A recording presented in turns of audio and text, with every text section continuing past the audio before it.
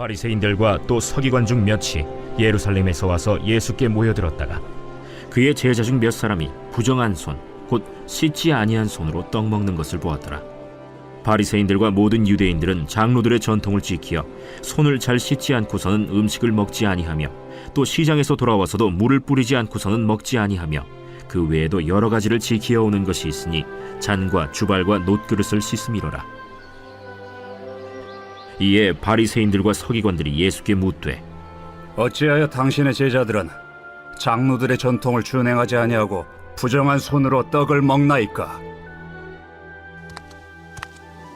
이사야가 너희 외식하는 자에 대하여 잘 예언하였도다.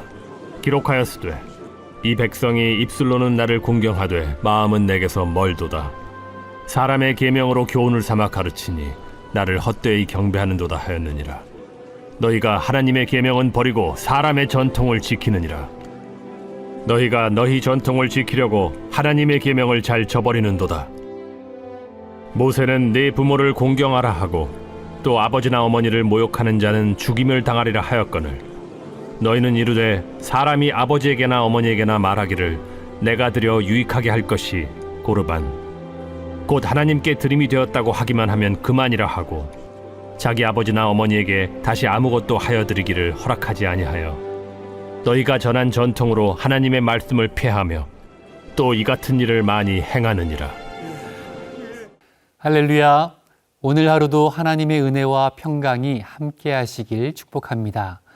오늘부터 3일간 마가복음 7장을 세 부분으로 나누어 살펴보려고 합니다. 먼저 오늘 본문에서는 장로들의 전통을 지키는 문제를 두고 바리새인들과 서기관들이 예수님을 향해 비난하는 모습이 나옵니다. 도대체 장로들의 전통이 무엇이고 얼마나 중요하길래 예수님이 공격을 받으셔야 했는지, 그리고 이 사건을 통해 예수님께서 우리에게 하시고자 하는 말씀은 무엇인지 짚어보도록 하겠습니다. 1절에서는 바리새인들과 서기관들이 예루살렘에서부터 갈릴리까지 예수님을 만나러 왔다고 기록합니다. 아마도 오병이어 사건과 예수님이 물 위를 걸었다는 소문이 퍼졌을 것이고 병자들과 귀신 들린 사람들이 고침받고 또 많은 무리의 사람들이 예수님을 추종하는 상황을 보며 유대 종교 지도자들 입장에서는 예수님의 이러한 존재가 신경이 쓰일 수밖에 없었을 것입니다. 이렇게 예수님을 관찰하고 또 문제 삼을 것은 없는지 지켜보던 중 예수님의 제자들이 손을 씻지 않고 음식 먹는 것을 발견하게 되었습니다. 1절과 2절입니다. 바리새인들과 또 서기관 중 몇이 예루살렘에서 와서 예수께 모여들었다가 그의 제자 중 몇 사람이 부정한 손, 곧 씻지 아니한 손으로 떡 먹는 것을 보았더라. 씻지 않은 손으로 음식을 먹었다는 것은 단순히 위생적으로 지저분하다는 의미가 아니라 표현 그대로 부정한 행위였습니다. 구약의 율법에서는 하나님의 백성들이 부정하게 되지 않도록 많은 규례들을 제시하고 있습니다.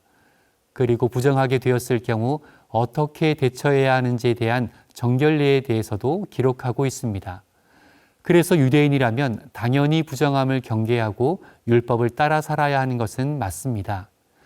그런데 지금 바리새인들과 서기관들이 지적하는 것은 율법을 어긴 것에 대한 내용이 아니라 장로들의 전통을 따르지 않았다는 것으로 문제 삼고 있습니다.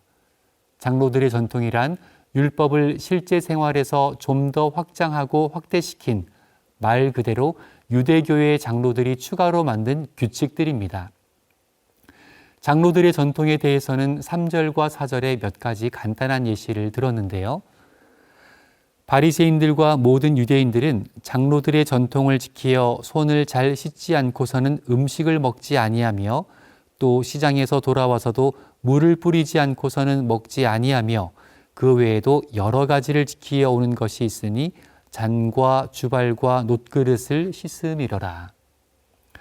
음식을 먹기 전에 손을 씻는 것과 그릇들을 씻는 규정들이 있으며 또 이방인들을 포함한 부정한 사람들과 부정한 물건들이 어우러진 시장을 다녀오게 되면 혹시 모르게 있었을 접촉을 우려하여 집에 돌아왔을 때 물을 뿌려야 한다는 것을 예로 들었습니다. 여기서 물을 뿌린다는 것은 몸을 물에 담근다는 것을 의미하는데요. 이렇게 부정함을 씻어내고 경계하는 정결 예식을 장로들이 추가로 만들었습니다.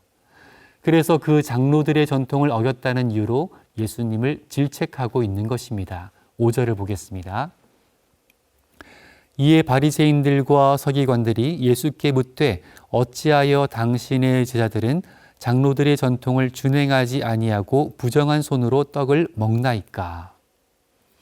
율법의 전문가이며 종교적 지도자인 이들은 예수님의 제자들의 부정한 행위에 대해서 언급했습니다.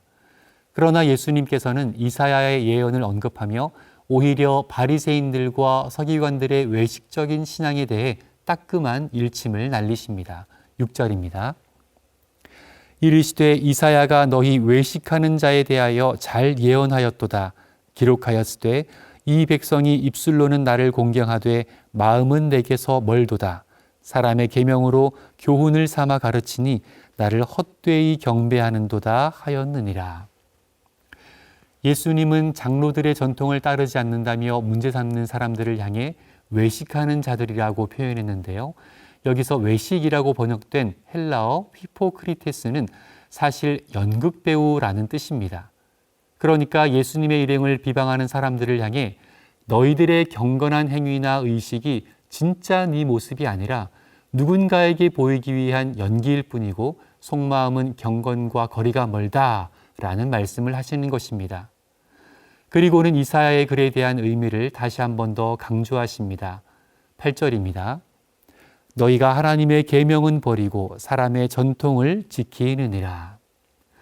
하나님의 계명이 본질이고 우선되어야 할 텐데 그 계명을 더 잘 지키고자 뒤에 만들어진 사람의 교훈과 전통이 오히려 더 중요하게 여겨지게 되었습니다.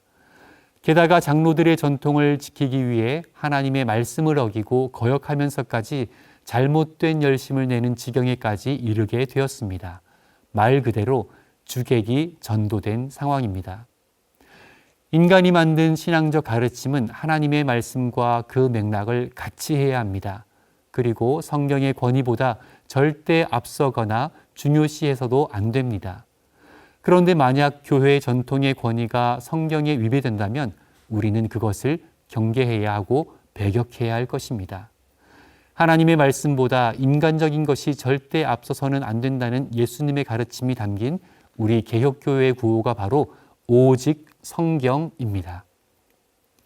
그러나 개혁된 교회라 할지라도 교회의 전통을 우상시하는 인간의 본성은 계속해서 작용하게 됩니다. 그래서 우리는 언제나 성경에 비추어 우리 신앙의 모습들이 말씀을 벗어나면 돌이키고 복음에서 변질되면 또 개혁해야 함을 잊어서는 안 됩니다. 나의 신앙의 모습이 타성에 젖어 있지는 않는지, 교회의 관습에 익숙하기만 한 것은 아닌지 살펴야 합니다. 그리고 내 안에 하나님을 향한 사랑과 열정이 있는지, 예수 그리스도의 구속의 은혜와 감격이 있는지, 성령님의 내주하심과 감동하심과 그분의 역사를 따라 날마다 인도되고 있는지 점검해야 합니다. 그 어떤 것도 그 누구의 가르침도 하나님의 말씀보다 앞서지 않고 오직 성경을 가장 귀한 것으로 여기며 살아가는 모든 성도님들 되시길 축복합니다. 예수님은 본질을 잃어버린 이들을 향해 한 비유를 들어 말씀하십니다. 9절부터 이어서 보겠습니다. 또 이르시되 너희가 전통을 지키려고 하나님의 계명을 잘 저버리는도다. 모세는 내 부모를 공경하라 하고 또 아버지나 어머니를 모욕하는 자는 죽임을 당하리라 하였거늘 너희는 이르되 사람이 아버지에게나 어머니에게나 말하기를 내가 드려 유익하게 할 것이 고르반 곧 하나님께 드림이 되었다고 하기만 하면 그만이라 하고 자기 아버지나 어머니에게 다시 아무것도 하여 드리기를 허락하지 아니하여 너희가 전한 전통으로 하나님의 말씀을 폐하며 또 이 같은 일을 많이 행하느니라 하시고. 성서시대의 종교 지도자들은 성경을 심각하게 왜곡해 여러 문제를 일으켰습니다. 고르반 서원을 악용하여 내 부모를 공경하라는 중요한 계명을 어겨도 아무 문제 삼지 않았습니다. 오히려 하나님을 빙자하여 부모 공양의 의무를 외면해도 그것이 훌륭한 신앙인의 모습인 듯 포장하였습니다. 부모님을 공양하진 못했지만 그래도 하나님을 잘 섬긴 것은 아닌가라는 생각하는 이들에게 예수님은 명백하게 말씀하십니다. 너희의 전통으로 하나님의 말씀을 폐하는 외식적인 행위다. 사랑하는 성도 여러분, 우리의 신앙에 어떠한 시련이나 유혹이 있어도 절대 하나님의 말씀보다 앞서지 않기를 소망합니다. 매일의 신앙에서 오직 말씀만 의지하시고 오직 말씀의 능력으로 승리하시길 축복합니다. 함께 기도하겠습니다. 사랑의 하나님 아버지, 아무런 소망 없는 저희들을 독생자 예수 그리스도의 보혈의 공로로 구원하시고 하나님의 자녀 삼아주심에 감사드립니다. 주님께서 베풀어 주신 놀라운 은혜와 그 가르침을 따라 우리 평생에 오직 성경을 내 마음속에 붙잡고 주님만 바라보며 나가도록 인도하여 주옵소서. 그 누구의 가르침보다 그 어떤 전통과 사실보다 오직 예수님의 말씀, 하나님의 진리의 말씀만 쫓아갈 수 있는 그런 신실함을 우리 모두에게 허락하여 주옵소서. 선하게 인도하실 주님을 기대하고 찬양하오며 모든 말씀 예수님의 이름으로 기도합니다. 아멘.